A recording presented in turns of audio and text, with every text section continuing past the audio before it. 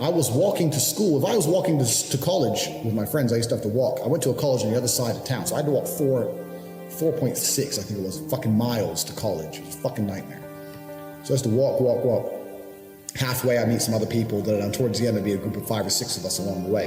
And when I met, and one day a Ferrari burnt past us, and everyone else was like, oh yeah, Ferrari. I'm like, and I remember saying to the group, I was only 18, I said, doesn't it annoy you that this guy has a fucking 300,000 pound car and we'll probably never have one? And they're like, oh yeah, it's only a car. I'm like, no, you don't understand. There is a life hack. There's something happening where people are living lives that other people don't get to live. There's something happening, there's something going on. I want to have a 300,000 pound car. I want it. And no one else wanted it. These little events didn't ingrain in their brain. A Ferrari driving past me bothered me, and it bothered me to my core, to the point where I decided I would do anything it takes to have one.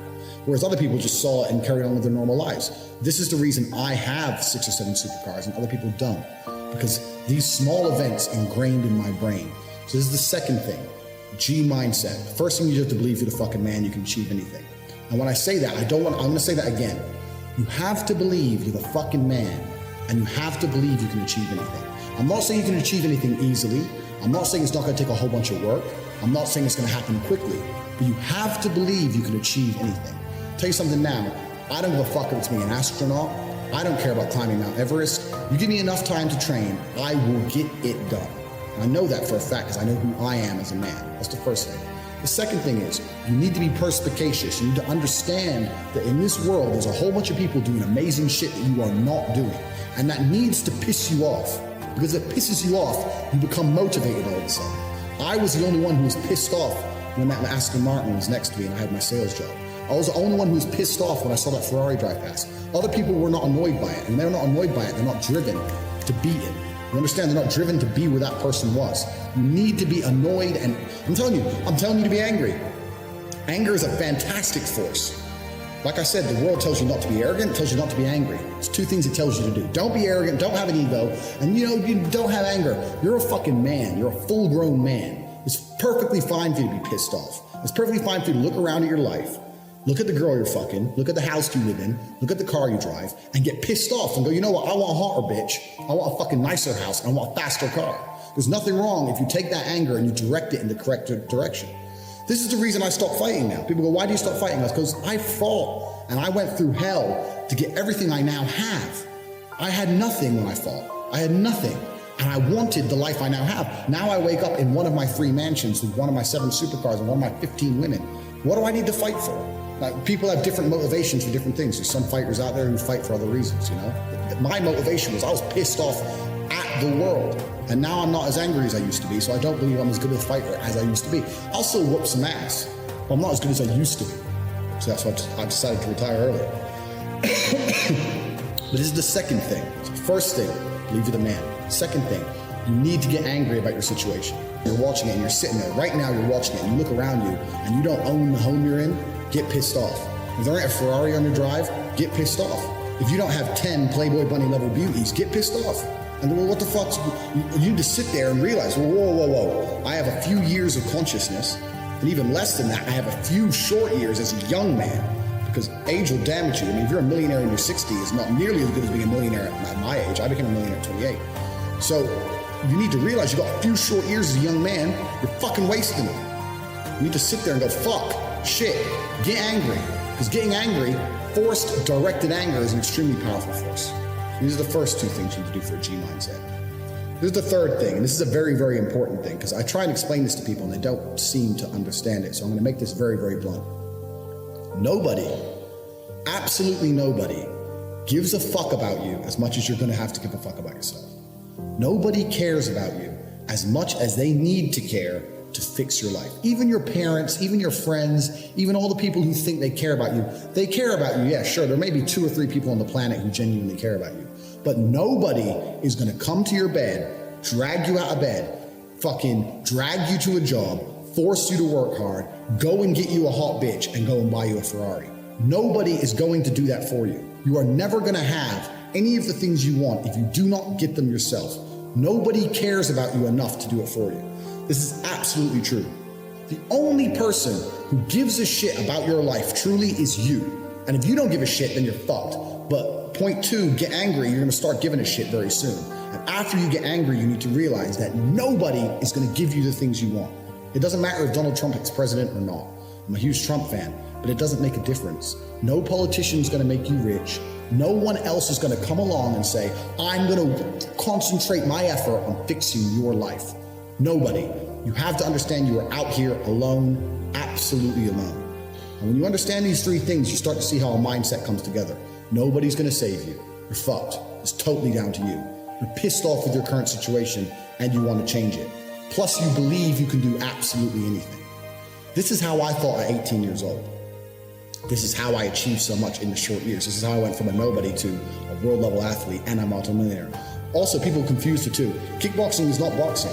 I made across my entire career in kickboxing, maybe about 700,000.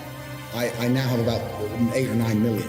This was not made in kickboxing, this was made in other ventures. I have managed to be a world level athlete and an extremely successful businessman at exactly the same time. Because at a very young age, when I had my prime resource of energy and power at 18, 19 years old, I understood those three tenets. I believe I can do anything. I'm pissed off I don't have the life I want. And nobody else is gonna give it to me. These are three things you need to understand. If any one of these elements is missing, you'll never have the right mindset. The G mindset will never formulate if any one of these elements is missing.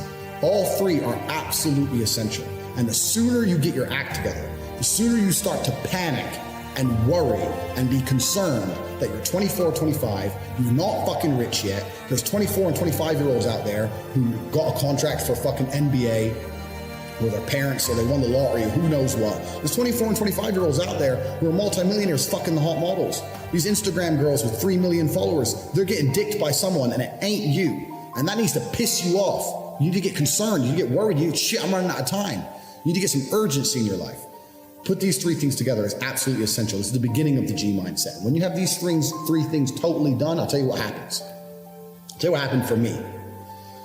So I became a sayer. So my brother used to say, you've become a sayer. And what that means is I made a pact to him that my word was unbreakable, strength and honor.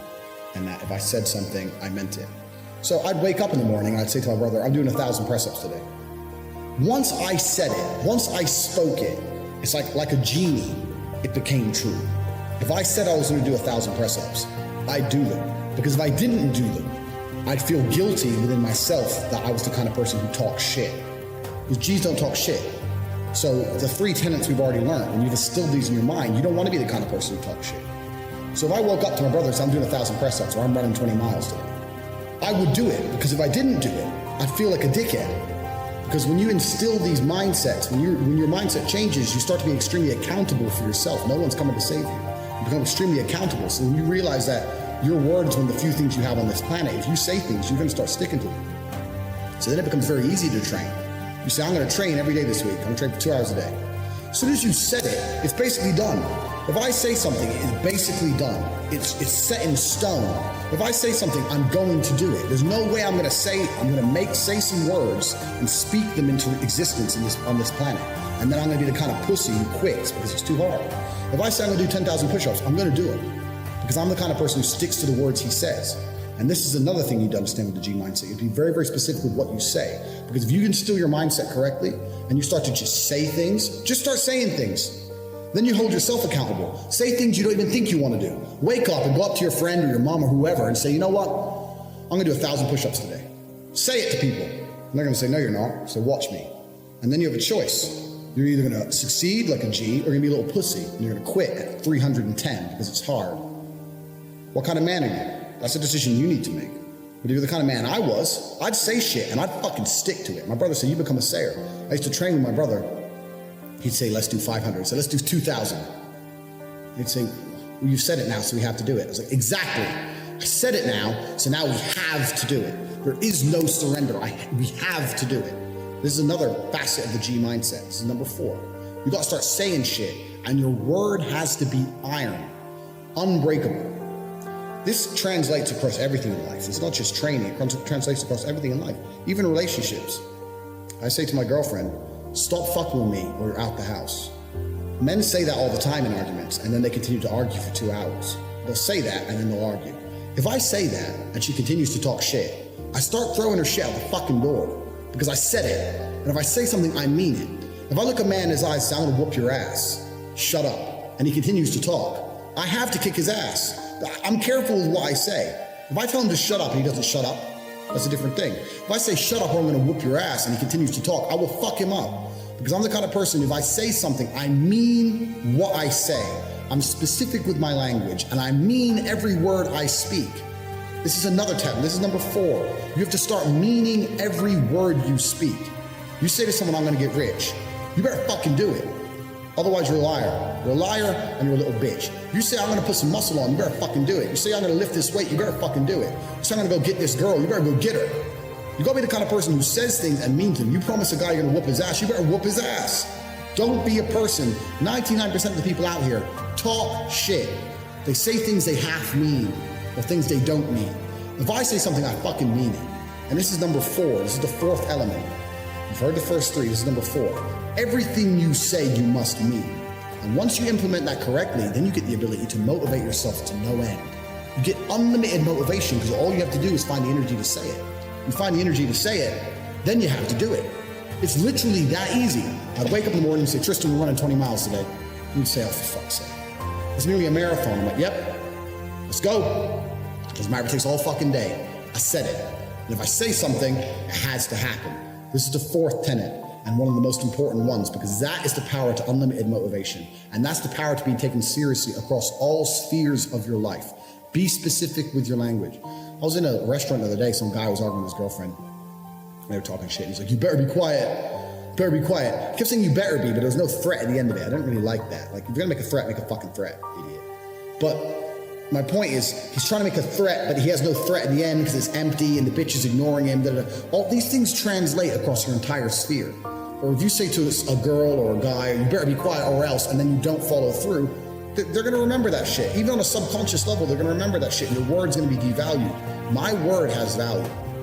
Literally, I can go into, let's say, the Ferrari dealership I get my cars from. I can say, I'll pay you tomorrow, and shake his hand. He'll give me the car. He knows me. I can go and get my car fixed and say, I'll be back on Monday, I got something to sort out. He'll shake my hand. I don't lie. If I say I'll be back on Monday and I don't have money on Monday, I'll rob a bank to make sure I have money on Monday, because I fucking said I'd be there to pay. It's the kind of person you need to be. So these are the first 4 elements of the G mindset. And these sound like simple things, but to implement them correctly, truly and correctly, in your mind will change your entire view of the world. You'll start to look at everything completely differently. When you implement these 4 things correctly, when you say, if I say something, I'm going to do it, my word is iron-willed. When you say that nobody's ever coming to save me, ever. When you say that I'm pissed off, I don't have the life I want to have. When you couple that with, I believe I can do anything. If you truly believe all of these 4 things, it's going to change your entire view of this planet. I'll wrap up quickly with probably my most famous tweet when I had Andrew Tate. They verified me and everything, and I spoke too much truth, so I had to go. When my most famous tweet was when I said depression wasn't real. And I had A-list celebrities. I had the girl from Game of Thrones. I had fucking literally A-list guys.